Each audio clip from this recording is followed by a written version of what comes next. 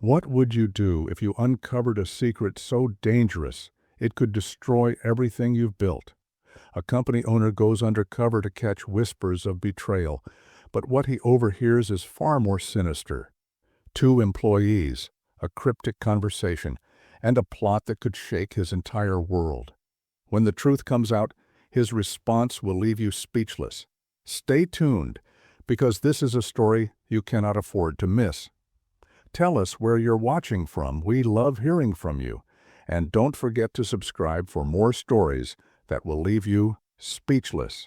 The rain had started earlier that afternoon, a steady drizzle that slicked the streets and blurred the windows of the small office building. The air inside was thick with the faint scent of coffee and worn carpet, mingled with the muted hum of computers and the occasional murmur of quiet conversations. No one paid much attention to the new janitor, an older man with a slouched posture and weathered hands, pushing a mop with slow, deliberate movements. He was invisible to them, which was exactly what he wanted. Jonathan Hale, CEO of Hale Industries, had spent decades building his company from the ground up. But sitting behind a polished desk in his glass-walled office, he had started to feel the distance growing between himself and the people who worked for him. The distance had turned to suspicion in recent weeks when reports of missing shipments and unusual discrepancies began to surface. Then came the anonymous tip. Someone inside his own company was orchestrating something dangerous. It wasn't just theft, it was something far more sinister. And now here he was disguised as Tom, an unassuming janitor, searching for answers in the shadows of his own creation. Jonathan moved through the office with practiced indifference, his shoulders hunched beneath the weight of his disguise. The uniform was baggy, the blue fabric frayed at the edges. His hands, once accustomed to signing contracts and shaking hands with investors, were now calloused from scrubbing floors and changing out trash bags. He had spent weeks preparing for this, perfecting the art of blending in. No one looked twice at him, not even the employees he had once greeted by name. That afternoon, as he wiped down a row of desks in the dimly lit back office, his ears caught something unusual. Voices, hushed but tense, floated from the break room down the hall.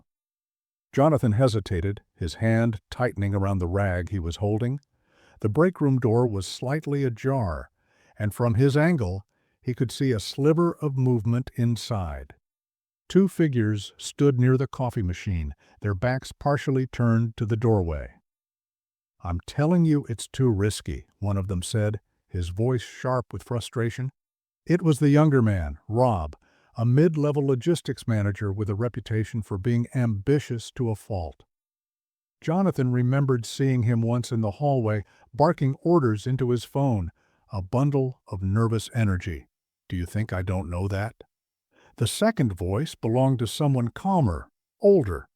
It was Alan, the company's warehouse supervisor, a man known for his meticulous attention to detail. He sounded irritated but measured, as though he were trying to maintain control of the situation. "This isn't about what we want anymore. We're already in too deep." Jonathan froze, his pulse quickening. He adjusted his stance to stay hidden, his breath shallow, as he strained to hear more.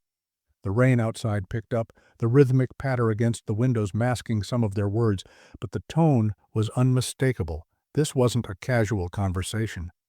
Rob's voice rose, the words cutting through the rain. "If this falls apart, we're the ones who'll take the hit. You think they'll protect us? Number, we're expendable. You know that." Alan sighed heavily, the kind of sigh that carried the weight of reluctant agreement. "We've got no choice. If we back out now, it'll be worse. For all of us." Jonathan's mind raced, piecing together fragments of the puzzle. Back out? Worse for all of us? What were they talking about? His instincts told him to step away, to avoid drawing attention to himself, but his curiosity and his growing sense of dread kept him rooted to the spot. The air in the break room seemed to thicken as the conversation continued. "Tomorrow night," Rob said, his voice dropping into a conspiratorial whisper. Jonathan could barely make out the words. "That's the deadline.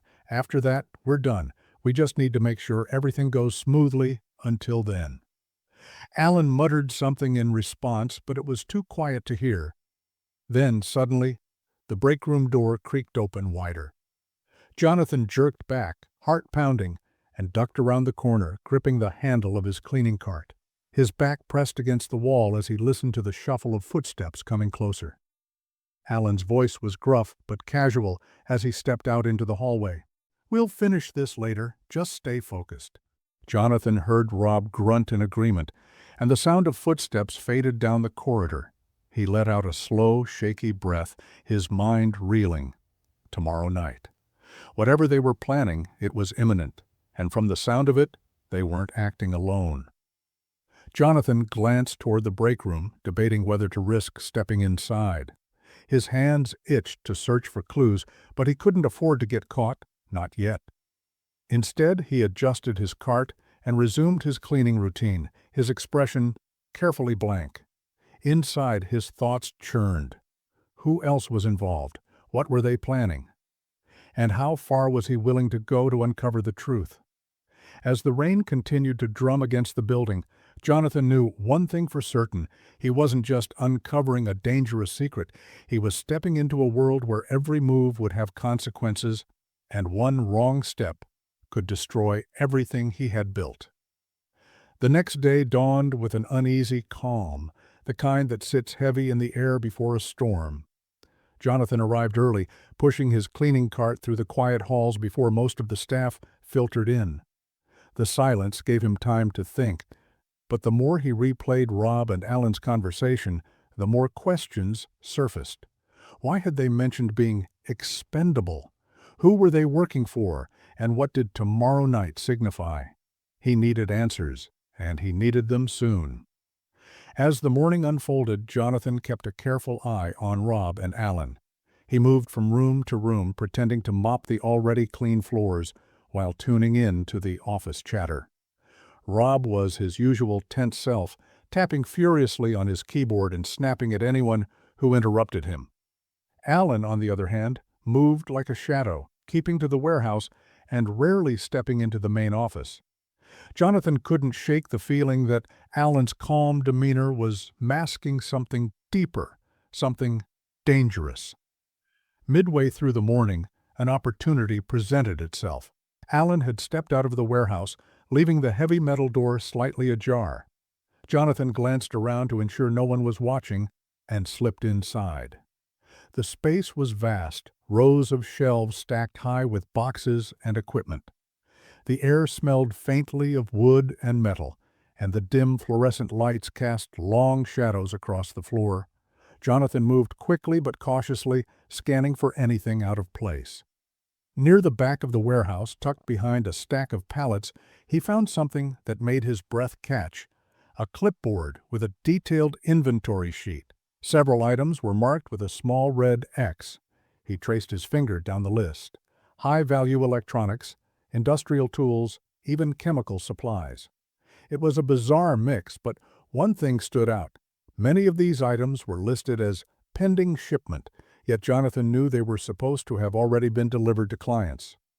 He flipped to the second page of the clipboard, where a hand-drawn map caught his eye. It was a layout of the warehouse, but parts of it were highlighted in red, including a storage area near the back corner. Jonathan frowned, glancing in that direction. He made his way over, careful not to disturb anything that would draw attention later. The storage area was gated off with a chain and padlock. Behind it, Jonathan could see several large crates stacked neatly together. They were unmarked, which was unusual. Most shipments in the warehouse were labeled with client information. His gut told him that whatever was inside those crates was at the center of Rob and Alan's plan. Before he could investigate further, the faint sound of voices reached his ears. Jonathan's heart jumped. He darted behind a row of shelves, crouching low and peering through the narrow gaps. Alan had returned, and he wasn't alone. Another man, one Jonathan didn't recognize, was with him. The man was tall, dressed in a dark suit that seemed out of place in the dusty warehouse. His presence radiated authority, and his expression was one of cold calculation. "You're sure everything's ready?" the man asked, his voice low but commanding. Alan nodded. "It's all set. We've triple-checked the inventory, and the schedule is locked in. There won't be any delays." The man's gaze shifted toward the unmarked crates. "And the new guy? The janitor? Has he been near any of this?" Jonathan's blood ran cold. Alan hesitated for just a moment, barely enough to notice, before shaking his head. "Number. He's just here to clean. I've kept an eye on him." "Good," the man said sharply. "We can't afford loose ends. You know what's at stake." Jonathan's mind raced. This wasn't just about smuggling or theft. This was bigger. The crates, the secrecy, the involvement of someone outside the company. It pointed to something far more dangerous than he'd imagined.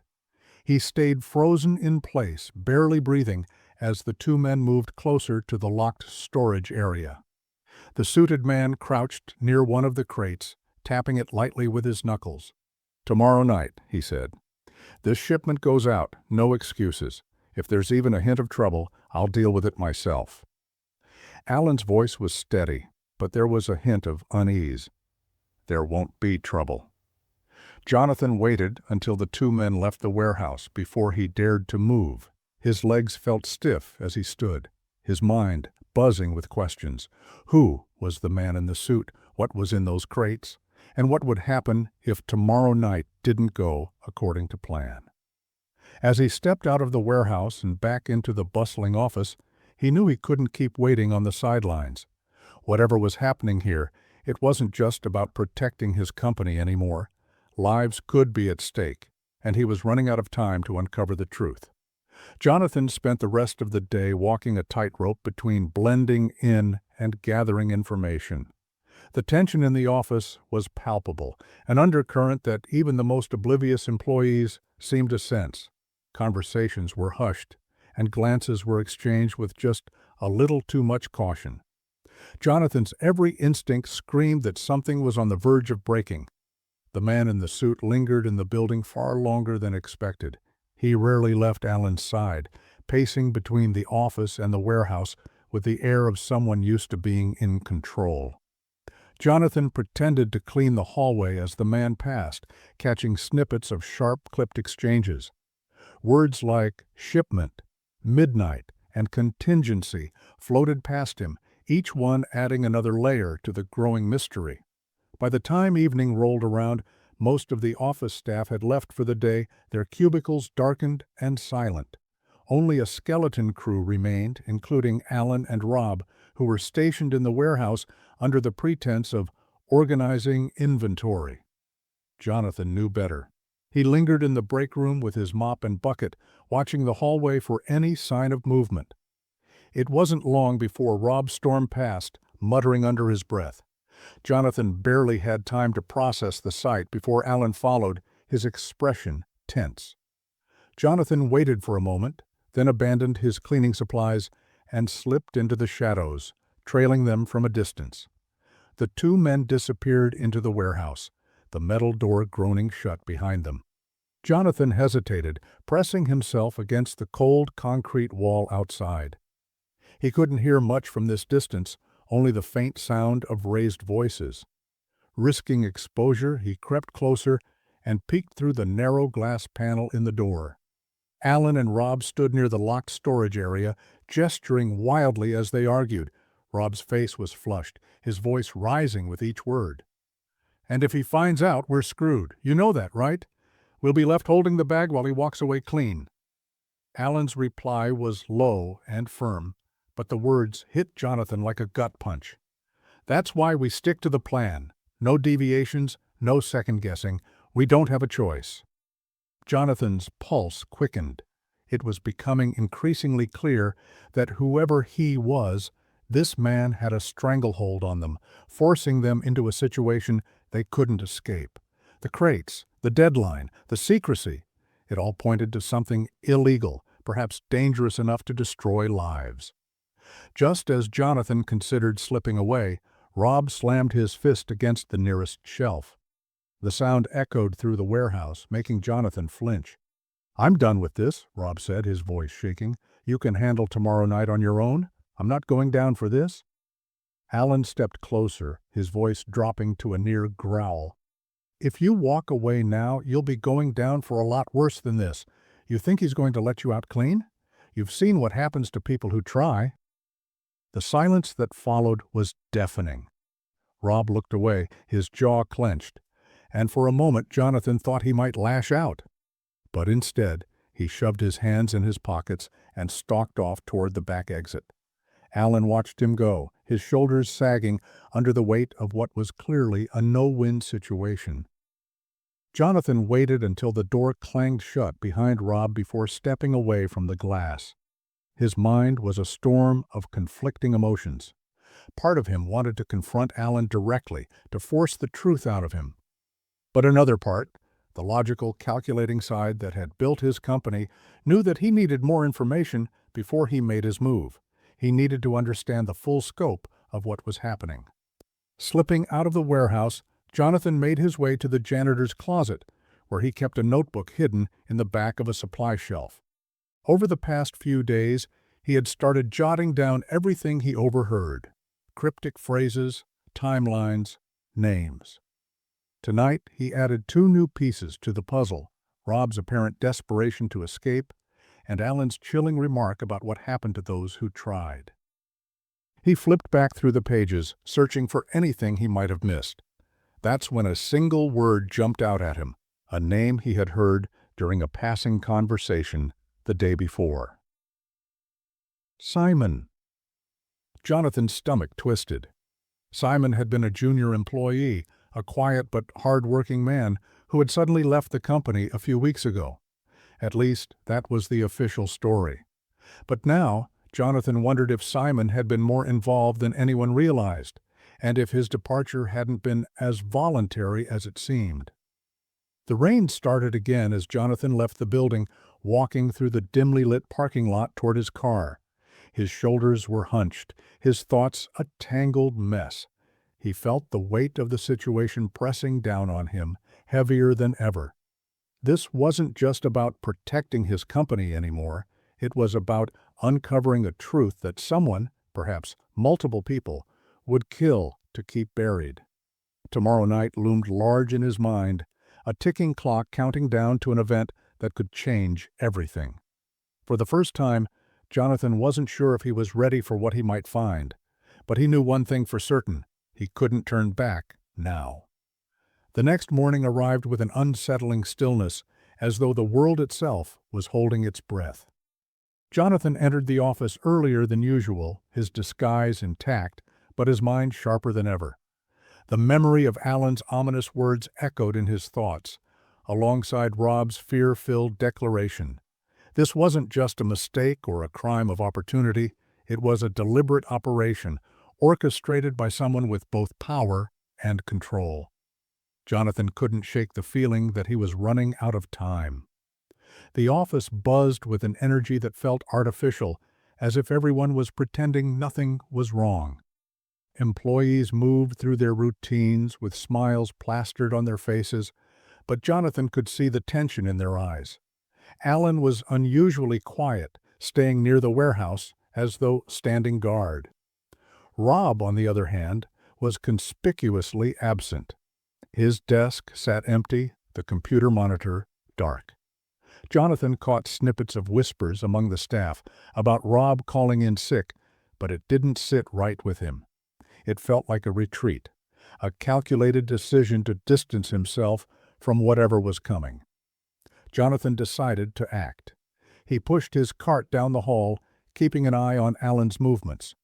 When Alan disappeared into the break room, Jonathan seized his chance.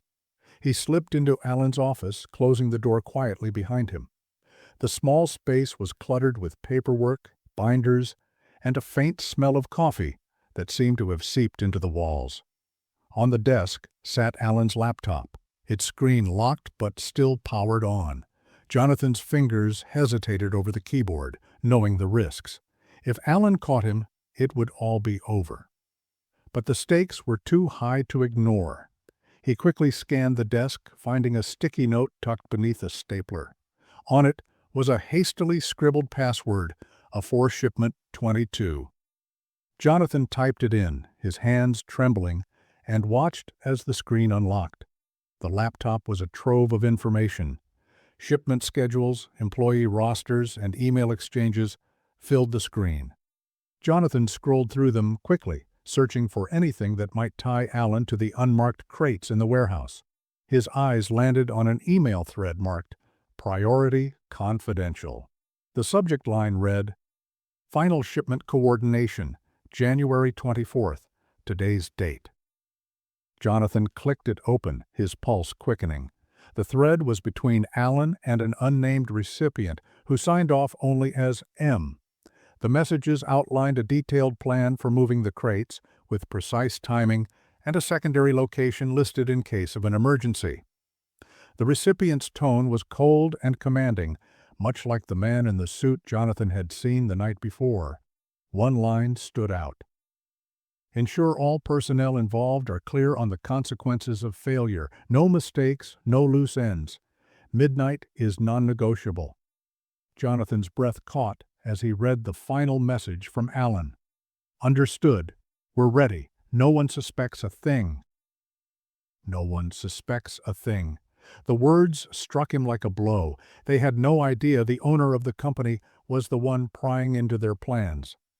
Jonathan quickly emailed the thread to a secure account he had set up for this purpose, covering his tracks as best he could.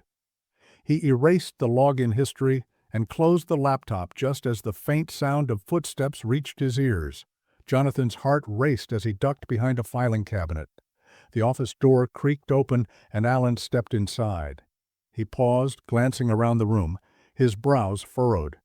Jonathan pressed himself tighter against the cabinet, his pulse thundering in his ears. Alan lingered for a moment, then grabbed a folder from the desk and left, the door clicking shut behind him. Jonathan exhaled shakily, waiting a full minute before stepping out. His hands were clammy, his shirt damp with sweat, but he couldn't stop now. He had confirmation of the plan, but he still didn't know who Morale was or what the crates contained. Midnight was fast approaching, and he needed more. As the day wore on, Jonathan began noticing more strange activity. Several employees were called into Alan's office for brief, whispered conversations. A delivery truck arrived in the early afternoon, its cargo quickly unloaded into the warehouse. Jonathan kept his distance, but he noticed the truck driver exchanging an envelope with Alan before leaving without a word. By evening, the office was almost empty. Alan remained in the warehouse, pacing between the rows of crates. Jonathan knew this was his last chance to uncover the truth before midnight. He waited until Alan left briefly, likely to check on something outside, before slipping into the warehouse once again. This time, he went straight to the locked storage area. The chain and padlock were still in place, but Jonathan noticed a bolt cutter leaning against a nearby shelf. It was a stroke of luck he hadn't anticipated. He grabbed it and quickly snapped the chain, wincing at the sharp clang that echoed through the space. The crates loomed before him, their wooden surfaces rough and unmarked. Jonathan pried one open, his heart hammering in his chest. Inside he found rows of sealed metal canisters, each stamped with a code he didn't recognize. His brow furrowed as he examined them, trying to piece together their purpose. There were no labels, no markings to indicate their contents. He opened another crate and found more canisters, along with a smaller box containing what appeared to be electronic components. Wires, circuit boards, and what looked like detonators lay nestled inside. Jonathan's blood ran cold. This wasn't just smuggling, this was something far worse. Before he could investigate further, the warehouse door slammed shut. Jonathan froze, his breath catching in his throat. Heavy footsteps echoed through the space, accompanied by a low, menacing voice. Well, what do we have here? Jonathan turned slowly, his stomach twisting, as the man in the suit stepped into view, flanked by Alan. The man's expression was icy, his eyes narrowing as they landed on the pried-open crate. Alan's face was pale, his jaw clenched as he avoided Jonathan's gaze. "I had a feeling about you," the man said, his voice calm but laced with danger.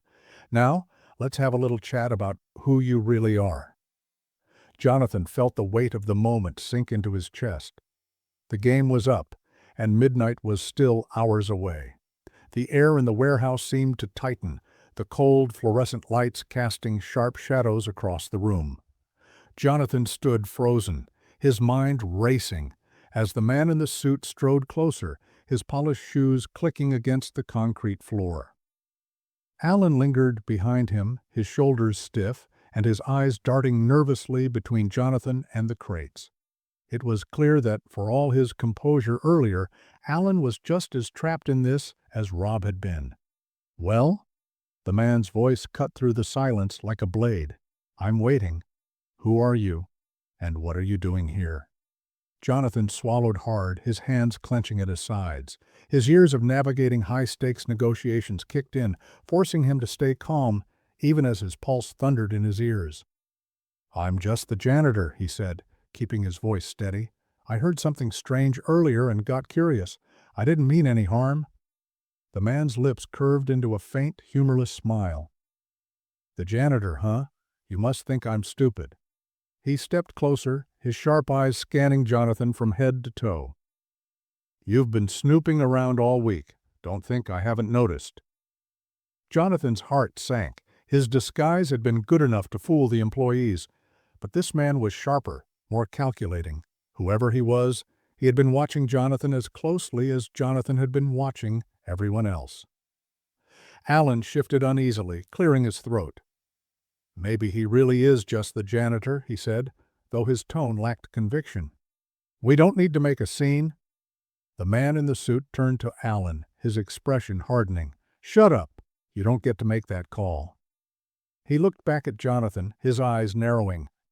"If you're just a janitor, you won't mind explaining how you got into this locked area, or why you've been poking your nose where it doesn't belong." Jonathan's mind worked furiously, searching for an angle that might buy him time. "I overheard a conversation," he admitted, injecting a hint of nervousness into his voice. "It sounded serious, and I thought maybe something illegal was going on. I just wanted to figure out if I should report it to someone." The man let out a short, sharp laugh. "Report it? To who?" "The cops." He shook his head, his smile fading. "You don't understand what you've stumbled into, do you?" Jonathan didn't respond, keeping his expression carefully neutral. The man's tone had shifted, less accusatory and more intrigued. He tilted his head slightly, studying Jonathan with the intensity of a predator sizing up its prey. "You're not stupid," the man finally said, his voice low. "I'll give you that. But if you think you can walk out of here and call the cops, you're sorely mistaken." He nodded toward the crates. "Do you have any idea what's in there?" Jonathan hesitated, deciding to gamble. "Some kind of weapons," he said, watching the man's reaction closely. The man's smirk returned, this time with a glint of something dangerous in his eyes. "Close enough, but you're missing the big picture. This isn't just about weapons. This is about power, leverage, the kind of leverage that can topple governments or buy loyalty from the right people." Jonathan's stomach twisted. Whatever this operation was, it was bigger than he had imagined, bigger than just his company. He glanced at Alan, whose face was pale and drawn. "And you're part of this?" he asked, his voice sharp with accusation. Alan flinched, looking down at the floor. "I didn't have a choice," he muttered. "None of us do." The man in the suit snorted. "Alan here is smart enough to know where his bread is buttered, unlike you, apparently."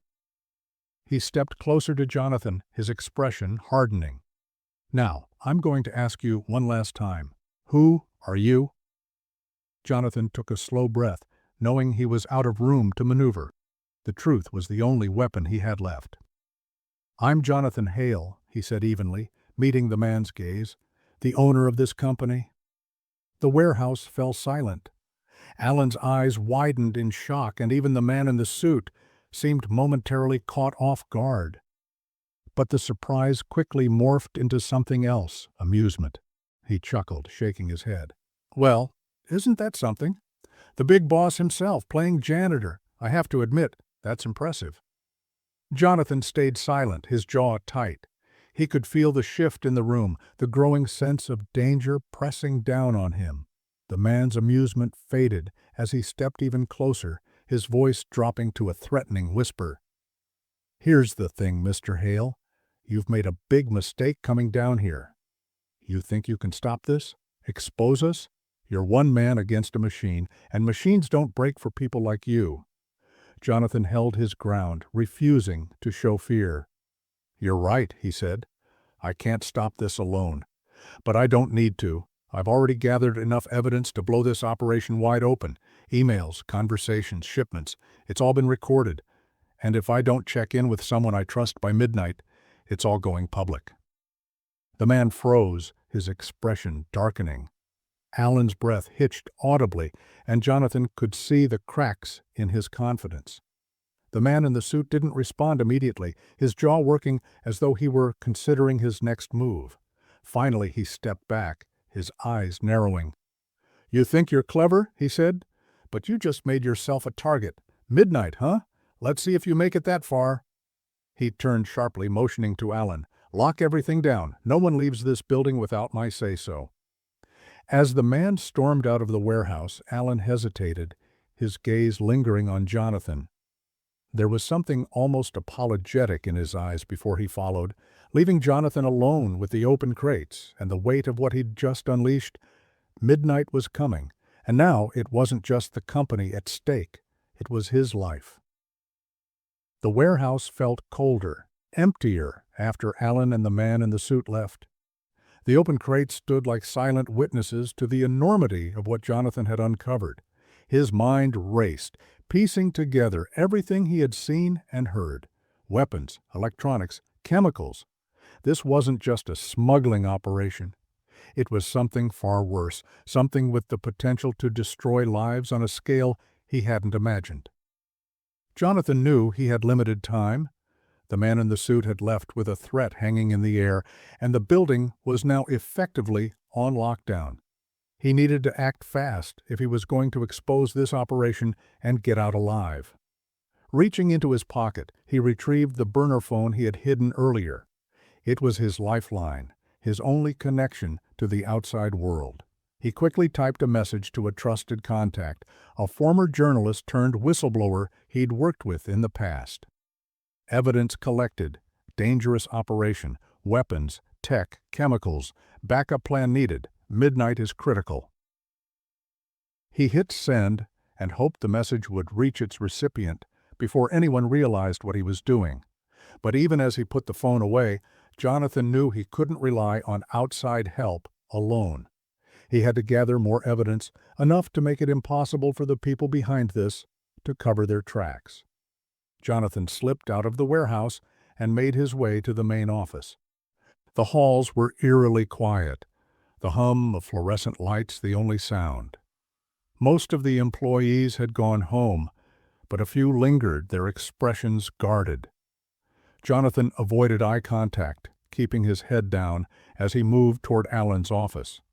The information on Alan's laptop had been a gold mine, but Jonathan had a feeling there was more to uncover, something that might give him a clearer picture of who was pulling the strings.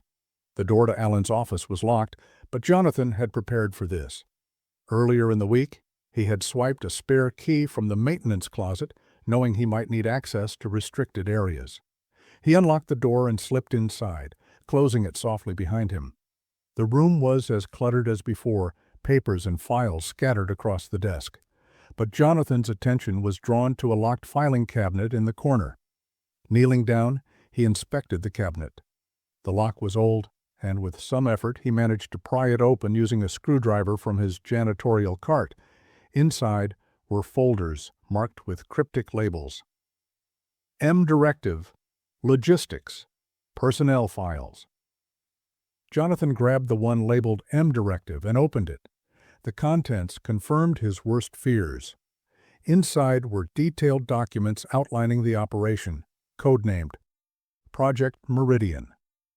The files described how shipments were being disguised as legitimate deliveries, funneled through Hale Industries' logistics network to evade detection. The ultimate destination for the crates was a private facility in a remote industrial zone owned by an anonymous shell corporation. One page stood out, a list of names under the header: Compromised Personnel. Jonathan's chest tightened as he scanned the list. Alan's name was there, along with Rob's and several others, but one name sent a chill down his spine. Simon Harris. Next to Simon's name was a single word: removed. Jonathan stared at the word, the implication sinking in. Simon hadn't left the company voluntarily, he had been silenced. A wave of anger and guilt surged through Jonathan. He had trusted his leadership team, believed in the integrity of his company, and now it was being used as a front for something monstrous. And people like Simon had paid the price for it. Before he could dwell on it further, footsteps echoed down the hallway.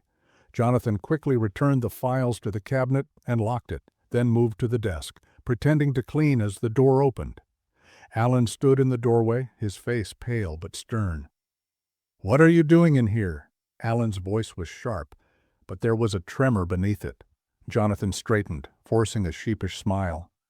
"Sorry, Mr. Allen. Just trying to tidy up before the night shift starts."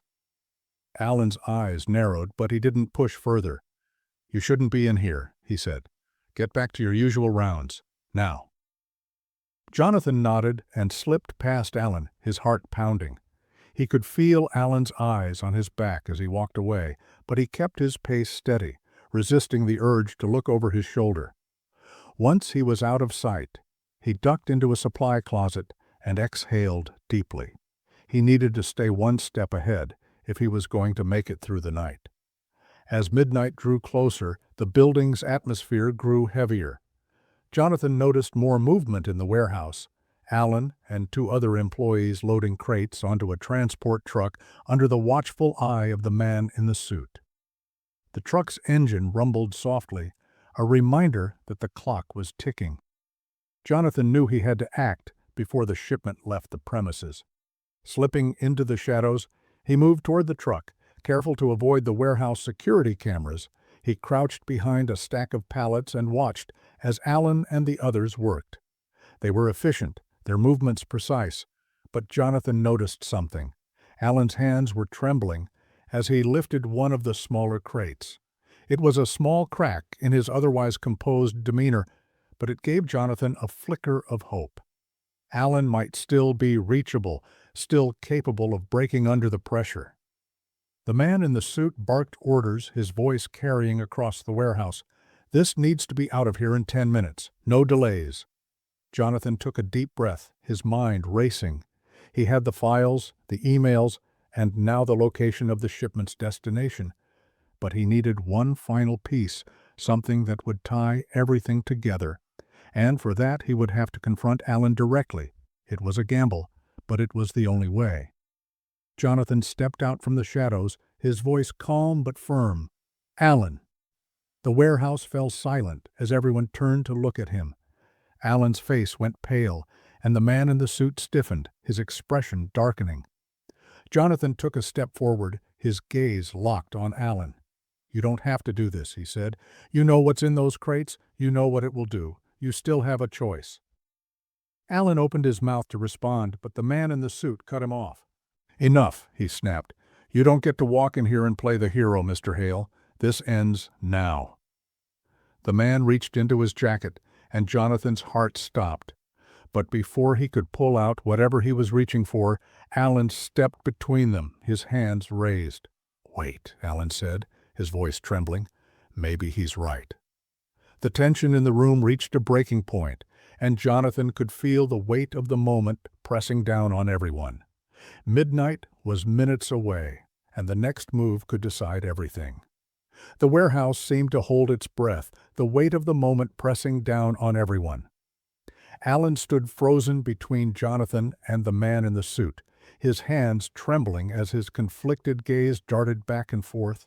The man in the suit narrowed his eyes, his hand still poised near his jacket, where Jonathan was sure a weapon was hidden. "You're making a mistake, Alan," the man said, his voice cold and sharp. "Step aside now. We're not having this conversation." Alan hesitated, his fingers twitching at his sides. Jonathan seized the opening, his voice cutting through the silence. "Alan, think about what you're doing. I know you didn't want this. I've seen the files. I know how they've forced you into this, how they've trapped you. But this," he gestured toward the crates, "this doesn't end well for anyone. You have a choice, right now. Don't let them take it away from you." The words seemed to land somewhere deep within Alan, his expression flickering with something unspoken, regret, perhaps, or fear. The man in the suit, however, wasn't swayed. He stepped forward, his tone laced with menace. "Alan, if you don't step aside, you'll be the one who's finished. Do you really think he can protect you? Do you think anyone can?" Alan's jaw tightened, his fists clenching at his sides. "You said no one would get hurt," he said quietly, his voice strained. "You said it was just shipments, just business." "And it is," the man snapped. "As long as you do your job, don't let sentimentality get in the way. You knew what you were signing up for." Jonathan stepped closer, his gaze locked on Alan. Simon thought he could trust them too, didn't he? The name hit like a hammer, and Alan flinched visibly. He trusted them, and now he's gone. Do you think they'll hesitate to do the same to you? The mention of Simon seemed to break something in Alan. His shoulders sagged, and he let out a shaky breath, the weight of his guilt and fear finally overwhelming him. He turned to the man in the suit, his voice trembling but resolute. "I can't do this anymore." The man's eyes darkened, his voice dropping to a dangerous growl. "You don't get to quit, Alan." Before Alan could respond, the man in the suit lunged, reaching for the gun concealed in his jacket. Jonathan's instincts kicked in, and he charged forward, grabbing the man's arm before he could draw the weapon. The two men struggled, the clatter of their scuffle echoing through the warehouse. Alan stepped back, frozen in shock, as the other workers scattered. Unsure of what to do, Jonathan fought with everything he had, his grip tightening around the man's wrist as he wrestled for control of the gun. The man was strong, his movements calculated and ruthless, but Jonathan's desperation fueled him. With a final surge of strength, he twisted the man's arm, sending the gun clattering to the floor. Alan snapped out of his paralysis and rushed forward, grabbing the weapon. He aimed it at the man in the suit, his hands shaking violently. "Enough!" he shouted, his voice breaking. "It's over!" The man in the suit froze, his expression twisting into one of fury and disbelief. "You have no idea what you've done," he snarled. "You think you're safe now? You think this ends here? There are people above me who won't let this slide." Jonathan straightened, his breathing heavy, but his resolve unshaken. "Let them come," he said. "This ends tonight." Alan glanced at Jonathan, then back at the man in the suit, his expression torn. Finally, he lowered the gun slightly, his voice filled with desperation. "What do we do now?" Jonathan gestured toward the crates. "We call the authorities. We tell them everything. If we do it together, they won't have a choice but to take this seriously." Alan hesitated, the fear in his eyes warring with a glimmer of hope. Finally, he nodded. "Okay, let's end this." Jonathan retrieved his burner phone and made the call, his voice steady as he relayed the details of the operation to the authorities. Alan backed away from the man in the suit, keeping the gun trained on him until the distant sound of sirens filled the air. The workers who had fled slowly began to return, their expressions a mix of confusion and relief as they realized the nightmare was finally over. When the authorities arrived, the warehouse was a flurry of activity. The man in the suit was taken into custody, his smug confidence faltering, as the police inspected the crates and the files Jonathan had uncovered. Alan stood by Jonathan's side, his face pale but resolute, as he recounted everything he knew. As the chaos began to settle, Jonathan stepped outside, the cool night air a welcome relief after the suffocating tension of the warehouse. Alan followed, his hands shoved into his pockets as he stared at the ground. "I'm sorry," Alan said quietly, "for everything." Jonathan looked at him, his expression softening. "It's not too late to make things right," he said. "What matters is what you do next." Alan nodded, a faint glimmer of gratitude in his eyes. For the first time in weeks, Jonathan felt a sense of peace. The operation was dismantled, the company he had built could begin to heal, and the weight of Simon's memory no longer felt like a burden he had to carry alone. As the first rays of dawn broke over the horizon, Jonathan knew that the battle wasn't entirely over. There would be questions, fallout, and undoubtedly more challenges ahead. But for now, he had done what he set out to do: protect his company, honor the truth, and remind himself of the values that had driven him to build Hale Industries in the first place. And that, he thought, was enough. Jonathan stood outside the warehouse as dawn painted the sky in hues of gold and amber. The cool morning air filled his lungs, a sharp contrast to the suffocating tension of the night before. The weight he had carried, of secrets, betrayal, and responsibility, felt lighter now, though not entirely gone. The crates, the operation, and the man in the suit were behind him, but the scars they left would linger. Looking at Alan, who stood beside him with a mix of remorse and resolve, Jonathan realized the true weight of leadership wasn't in running a company, but in protecting the people who entrusted their lives to it. He had learned that even the strongest foundations could be shaken by corruption and fear, but also that redemption was possible for those willing to confront their mistakes. As the police lights faded, Jonathan reflected on the choices that had brought him here. It wasn't just about saving his company. It was about saving the humanity within it. Hale Industries wasn't just a business, it was people, their lives and dreams intertwined, and he, as its leader, bore a duty to ensure those dreams weren't exploited. Sometimes, Jonathan thought, doing the right thing means walking into the darkness to bring others back into the light.